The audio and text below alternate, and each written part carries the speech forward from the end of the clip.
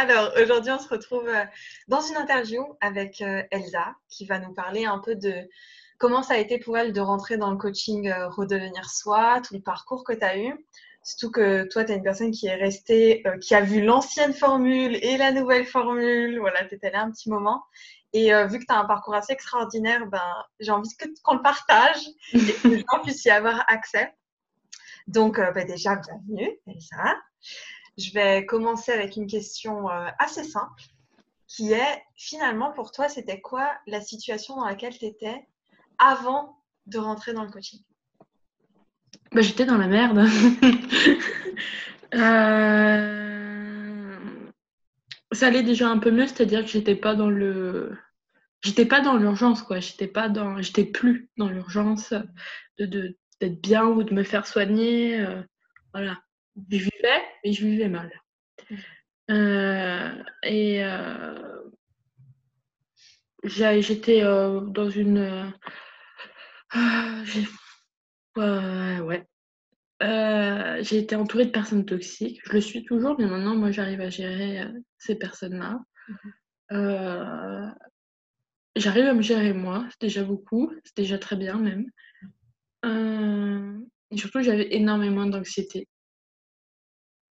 Surtout et n'importe quoi, les transports, acheter le pain, voilà.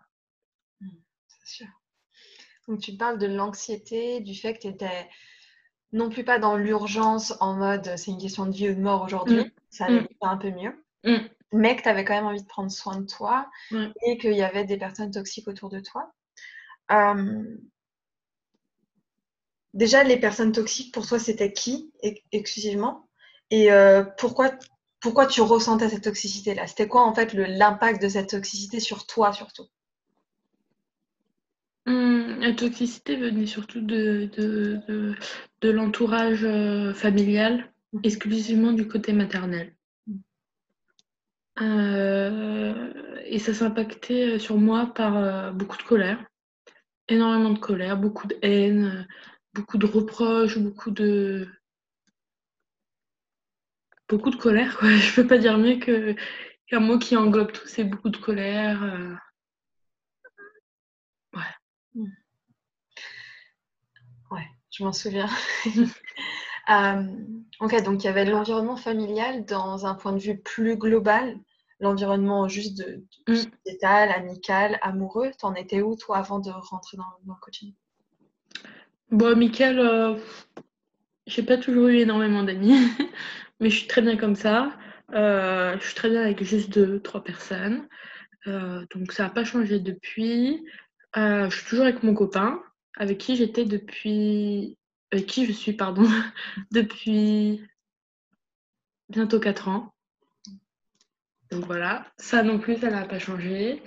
Euh, J'étais au CNED, je le suis toujours, mais avant le coaching, il était impensable que j'aille faire mon stage. Or, en ce moment, je suis en stage. Et oui. Je t'applaudis, mais t'es en mode on va t'applaudir encore plus après. Ok. Ok, ça résume plutôt bien. En termes plus recentrés sur toi, du coup, tu nous as parlé de l'anxiété, de la colère.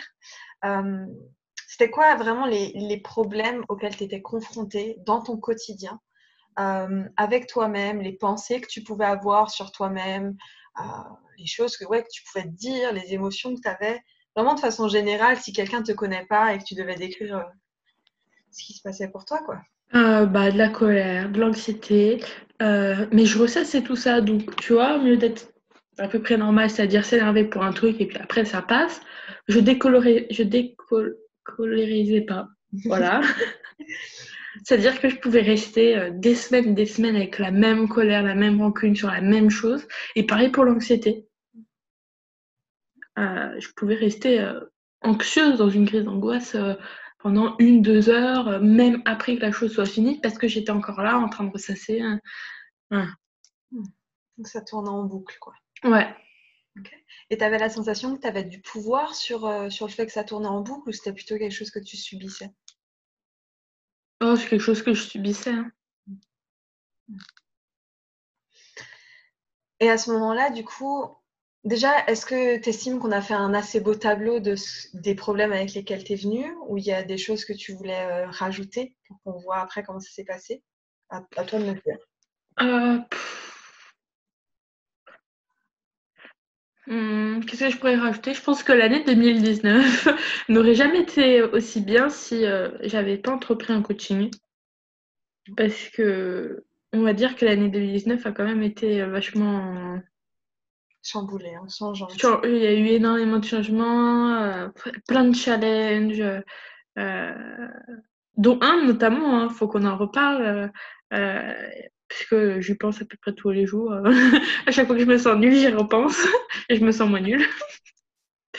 Euh, le tribunal, quand j'ai dû passer à la barre pour témoigner comme ancienne victime contre mon agresseur. Voilà. C'était à Nîmes. Je ne pouvais pas reprendre les transports à ce moment-là. Je les ai pris. Je ne sais pas par quelle force, la mienne, mais bon, voilà. C'est génial. Mm. C'est génial.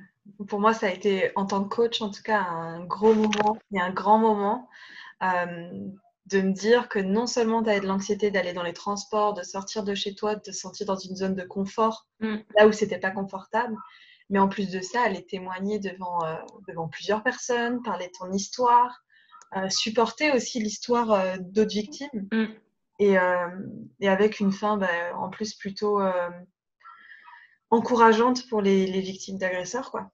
Et c'est badass, quoi. Alors, franchement, alors ça fait partie de tes victoires pendant le coaching, mais avant ça, je veux bien qu'on revienne juste sur le moment où ça faisait... Déjà, ça faisait combien de temps, toi, avant que tu arrives dans le coaching, où tu te disais qu'il fallait que tu fasses quelque chose pour ta vie, qu'il fallait que tu ailles un cran au-dessus, que... Voilà. J'ai commencé le coaching avec toi, c'était au mois de janvier 2019. Mon psy est parti à la retraite au mois de décembre 2018, je crois, bien, si je me souviens pas. J'étais un peu poussée par mon père notamment de reprendre un suivi, de reprendre une thérapie. Puis moi, je n'étais pas forcément trop chaude parce que bon, c'est bon, la psychiatrie, la thérapie, j'en ai bouffé pendant 10 ans, des hospitalisations et des ceci et des cela. Et j'en avais marre de ce côté un peu trop formel, trop, comment je pourrais dire, carré de cette forme de thérapie.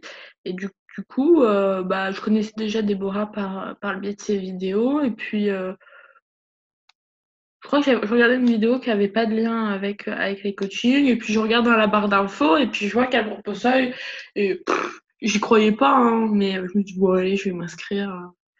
Je vais voir, on va voir. Voilà.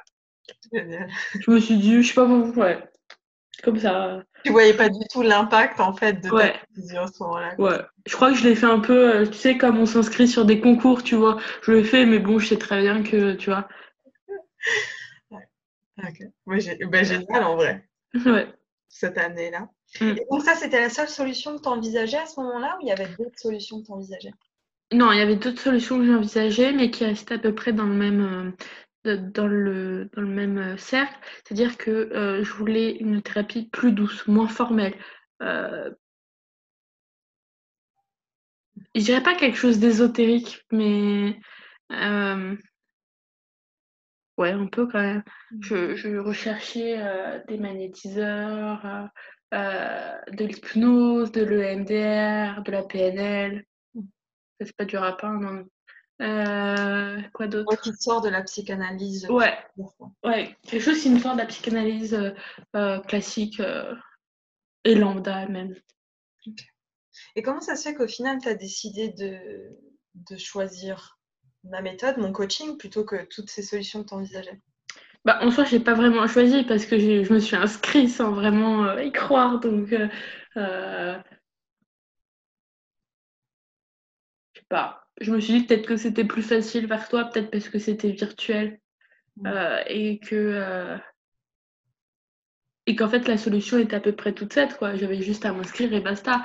Alors que je crois que j'avais pas forcément envie d'aller chercher quelqu'un à l'extérieur qui fait ci, qui fait ça, prendre contact, voilà, tu vois. Je t'ai mâché le travail, en fait. Ouais, c'est ça. Ok, génial. Et moi, je me demande si tu vois, tu arrivais à te projeter, parce que tu me disais que tu arrivais avec ces problèmes-là, si tu arrivais à te projeter, mais sans avoir fait le coaching, tu penses que tu en serais où aujourd'hui? J'aurais vécu, Mhm. mais mal. C'est-à-dire que j'aurais vécu à peu près comme ma mère, comme mes sœurs, c'est-à-dire je vais mal, mais j'en suis pas trop consciente, mais je continue quand même la vie, même si tout me montre qu'en fait il y a quelque chose qui bloque, qui gêne. Ouais. J'aurais été une personne aigrie, colérique, avec des addictions, je sais pas, ouais. Sûrement, ouais. Tu penses que ça se serait juste stagné ou il y aurait eu un effet de ça me fait de plus en plus chier quand même de vivre avec cette colère, avec cette anxiété-là? Tu crois, t'aurais réagi comment toi? Tu te serais dit putain, ça me fait vraiment chier ou tu te serais dit bon, vas-y, faut que j'accepte juste que je suis quelqu'un de colérique et que ça changera jamais, tu vois? Bah, un peu des deux. C'est sûr, c'est que l'anxiété, j'aurais pas pu continuer à vivre avec. Mais la colère, j'aurais pu continuer à vivre avec parce que ça fait 19 ans que je vis avec et que d'un certain côté, elle me tenait debout, elle me tenait vivante. Donc j'aurais pu vivre longtemps avec. Mais c'est sûr que l'anxiété, j'aurais pas tenu longtemps, quoi. Ça se récupère, ça se récupère, Je sais pas ce que tu veux dire. oui, voilà. Ah, Ça répète. se répercutait trop sur ma santé physique. Le corps aurait lâché avant la tête. Ça veut dire quoi, le corps aurait lâché avant la tête? Énormément de fatigue, des nausées, enfin, dans l'état où je suis arrivée en coaching, des nausées, des crises d'angoisse, euh, ces sensations de malaise, ces pertes d'équilibre, ces baisses de tension, ces otites, faut pas oublier non plus. Ah, les autres. Donc, ouais, le corps est relâché plus vite, quoi. Ouais, il envoyait vraiment une alarme, quoi. Ah, ça, c'était pas une alarme, c'était l'alarme post-apocalyptique, là. Non, c'est vrai, je me souviens.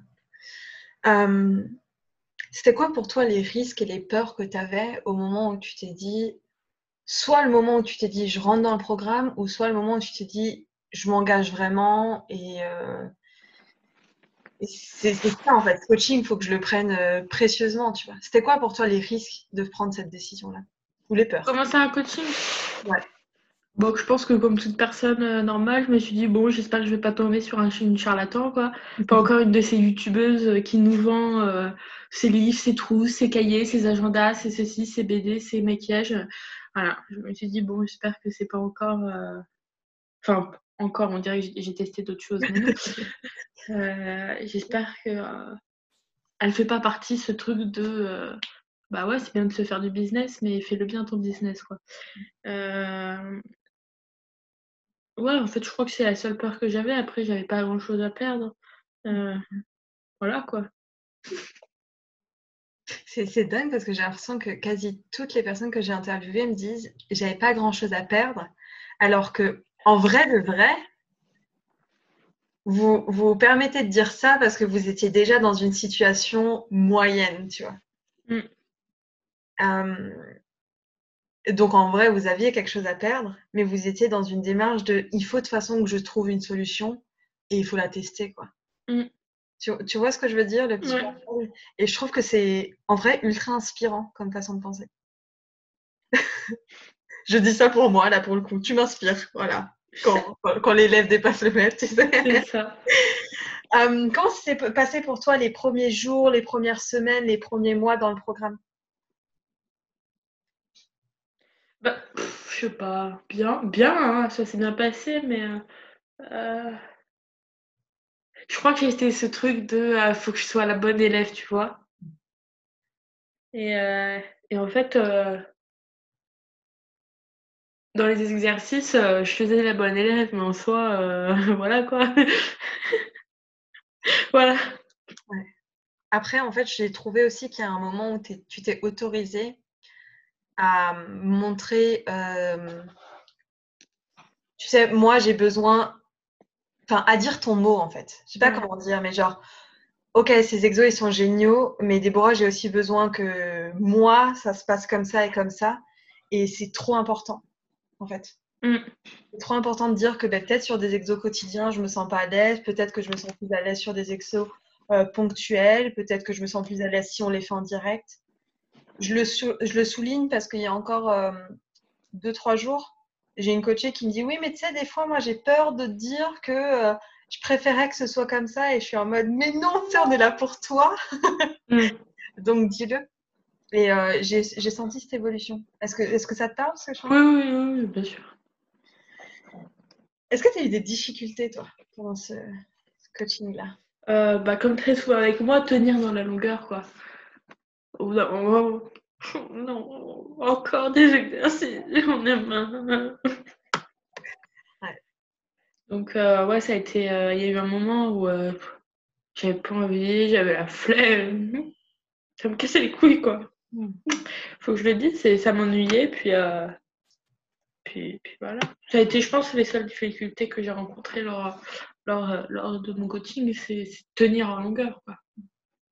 Tu penses que tu aurais tenu en longueur à faire ces choses-là, mais toute seule chez toi, sans coach, justement? Ah, absolument pas. Ce qui est plutôt paradoxal, en sachant que je suis au CNED et que j'ai pas de prof, et que donc c'est moi qui m'impose mes journées, mon travail, mes heures, tout ça. Mais pas la même chose, tu vois, entre mes cours, mon PTS et moi, mes émotions et tout ça. Excuse-moi, mais je préfère réapprendre les multiplications, hein. Ouais. Ouais, je trouve que c'est ça aussi.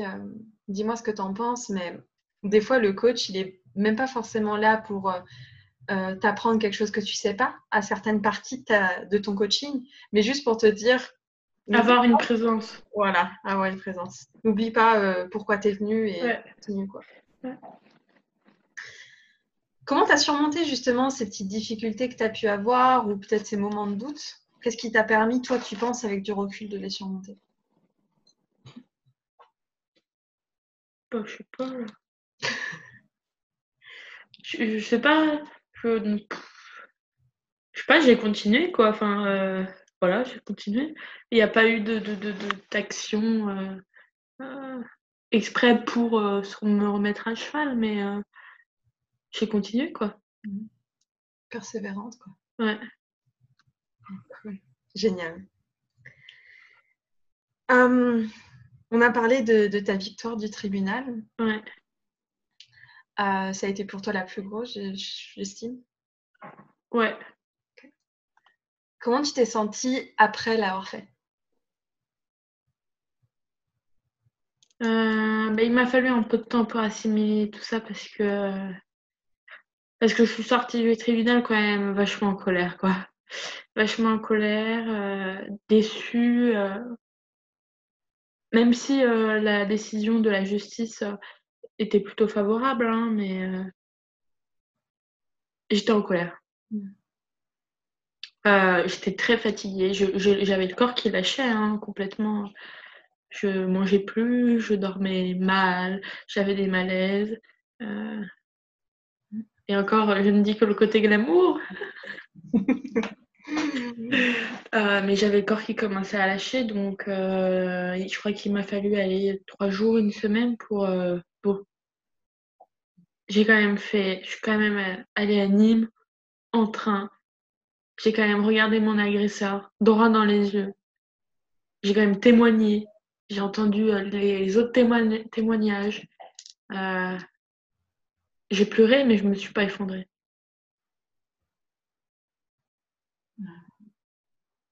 Et après cette semaine, du coup, comment tu t'es sentie? À vrai dire, je m'en souviens plus trop. Tu te souviens maintenant, en fait, quand tu y repenses, quoi. Ouais. je crois que j'étais dans un état un peu de... Tu sais, comme quand tu te réveilles le matin, un peu dans un état de brouillard, de attends, je vais où, je fais quoi, quelle journée, comment je m'appelle. Et je crois que je suis restée dans un état comme ça pendant une semaine, 2 semaines. Euh, parce que à ce moment-là, je suis allée au-dessus de mes limites. Voilà. Et c'est dingue parce que tu dis que c'est ta plus belle victoire du coaching. Et en même temps, c'est quand on l'écoute un moment très compliqué, quoi, avec beaucoup Ouais, de difficultés et de choses à surmonter. ouais, Et je trouve que ça prouve bien que des fois, les moments les plus difficiles, c'est les plus ouais, tout à forts. fait. Tout à fait. C'est dingue. Bravo encore une fois. Et aujourd'hui, qu'est-ce qui a changé dans ta vie? Ah, en soi, beaucoup, mais en même temps, pas grand-chose. Qu'est-ce qui a changé dans ma vie? Je suis en colère, toujours, mais j'ai moins de colère. Et j'arrive à la gérer. Mm. Et j'ai toujours des personnes toxiques autour de moi, mais j'arrive à les gérer, eux et leur toxicité. Euh, et la mienne aussi, hein, puisque quand je suis en colère, je suis pas la personne la plus agréable et good vibes qu'il y a au monde, quoi. Donc, je pense qu'on est tous euh, d'un certain côté, dans certains moments. Donc, j'ai appris à gérer tout ça. Euh, je fais toujours de l'anxiété, mais c'est même pas de l'anxiété, c'est du stress, quoi. Tu vois, je peux plus appeler ça de l'anxiété, c'est du stress. C'était un peu mal au bide, voilà, quoi. Mais euh, sinon, au niveau de ça, je reprends les transports. Bon, pas maintenant à cause des grèves, mais je reprends les transports. J'ai un stage dans Paris, alors que ça faisait 2 ans depuis que j'avais mes angoisses que j'étais pas retournée dans Paris, que j'avais pas repris les transports. J'ai postulé à un stage, j'ai eu un entretien, j'y suis allée en transport. J'ai parlé à quelqu'un que je connais pas, j'ai dû me vendre, hein, parce que c'est ça un entretien. Voilà, donc il y a eu cette victoire aussi, j'étais très contente. Même si je pense que je l'ai eu un peu par chance, euh, Et tu l'as fait. mais je l'ai fait. Je suis actuellement en stage depuis presque plus d'un mois, un mois et demi. Euh, je me lève tous les matins très tôt et je me couche tous les soirs très tôt aussi parce que je suis fatiguée. Mais je prends tous les jours les transports. Euh, je vois des gens que je connais pas. Voilà, tu vois. C'est ouf. Ouais. Et en termes de peur, de confiance en toi, d'estime de toi, t'en es où? Ça ressemble à quoi aujourd'hui? Oh, mais moi, je suis badass. Maintenant, j'en peux plus, là. Ah ouais. Mais ouais, depuis la fin du coaching et encore plus avec les victoires récentes que j'ai eues, j'ai pas des chevilles, c'est des poteaux que j'ai. Bon. Ah, j'adore. Ouais, ouais. Tu vois, moi, quand je marche dans la rue, je m'entends au ralenti avec la musique, tu vois, enfin vraiment, quoi. C'est ouf. Je kiffe. Je suis trop Voilà. contente pour toi. C'est trop dingue. Je suis d'autant plus contente que ça fait 2 mois qu'on a arrêté et que je te suis plus et Mm. que ça continue et que tu as encore des victoires, quoi. Ouais. Pourtant, Dieu sait que j'ai eu des difficultés. J'ai eu. Le monde m'a testé, quoi, on va dire. Ça a été très compliqué ces derniers temps, mais moi ça va, hein. C'est ouf. C'est trop bien. Euh, Est-ce que tu as envie de rajouter quelque chose sur comment ça se passe ton quotidien de toi à toi-même ou de toi aux autres ou... Est-ce qu'il y a quelque chose vraiment que tu te dis, voilà, il faudrait que j'en parle? Euh, Si oui, dis-moi. Sinon, on passe à la question prochaine. Mais c'est toi de me dire. Bah, s'il y a des personnes qui sont dans la même situation, ou même qui sont pas forcément dans la même situation, mais qui se disent j'ai besoin d'aide, ben, osez quoi. Vas-y, go, fonce. C'est ouf. Aujourd'hui, par exemple, si tu avais de nouveau besoin d'aide sur quelque chose, t'estimes que c'est plus simple pour toi, c'est naturel pour toi maintenant de juste le demander? Oui et non. Oui, mais ça dépend des personnes. C'est-à-dire que je ne pense pas que je me retournerai vers une thérapie classique. Euh, j'estime que j'ai 19 ans. Je suis dans le circuit classique de la psychiatrie depuis que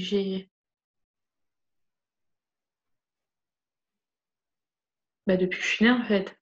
Parce qu'à partir de 3 ans, j'ai commencé à voir des sophrologues, orthophonistes, tout ça. Et après, ça a été des pédopsychiatres, des psychologues, tout ça. Donc j'ai un peu connu ça depuis toujours. Je ne crache pas sur ça, hein, ça m'a fait du bien. Mais je suis arrivée à un moment où, bah ouais, t'es mignon, mais en fait, là, ce que tu me dis, ça me fait plus rien, t'es juste en train de me casser les pieds. Enfin, on est tous particuliers, donc je vois pas pourquoi on n'a qu'une seule façon de se soigner pour pour toutes les mêmes personnes, tu vois. Donc, je ne pense pas que je retournerai dans quelque chose de classique. Mm. Et puis, je me forcerai pas à aller voir quelqu'un avec qui j'ai pas un bon feeling, quoi. Bien sûr, t'as raison. Mm. Je me souviens que tu m'avais dit pendant un coaching que dans 10 ans, tu te verrais, au tout début du coaching évidemment, mais tu te verrais encore Ouais, dans des suivis médicaux, à jamais pouvoir te débrouiller seule. ouais. Parce que tu me disais, les 10 dernières années se sont passées comme ça, donc les 10 prochaines, il y a de grandes chances. Ouais. Qu'est-ce que t'en penses? Bah, je ne pense pas que dans 10 ans, j'aurai besoin de quelqu'un. Mais je me voile pas la face. Euh, je dirais pas des séquelles, mais j'ai un terrain propice à la dépression, à l'anxiété. Donc, je sais que je suis plus sensible aux autres, à ça. Et que c'est à moi de, tu vois, savoir dire stop. Mm. Stop, là, tu t'arrêtes. Stop, arrête-toi, Elsa. Tu t'es en train de t'épuiser toute seule et tu es en train de creuser ta tombe toute seule. Donc, stop, réfléchis, bois, repose-toi. Voilà. Tu sais bien t'observer, hein? Ouais. C'est cool. C'est génial. Bon, comment tu te sens par rapport à tout ça? À toute cette aventure, tout ce parcours-là, et aujourd'hui de témoigner de tout ça? Bon, je me sens ultra badass. Voilà. Je sais pas quoi dire de plus. Génial. Oh, c'est génial. Je te sens ultra badass et je suis ultra fière de toi. Vraiment. Bon, tu le sais, tu le Bah sais. oui. Je pense que c'est bien d'en avoir une Oui. phrase. Et puis, est-ce que tu veux rajouter un mot de la fin et qu'on finisse l'interview là-dessus? Euh, bisous. Écoute, ça me va très bien. Bisous tout le monde. Et puis, merci encore Elsa pour cette magnifique interview. Bye bye. Bye bye.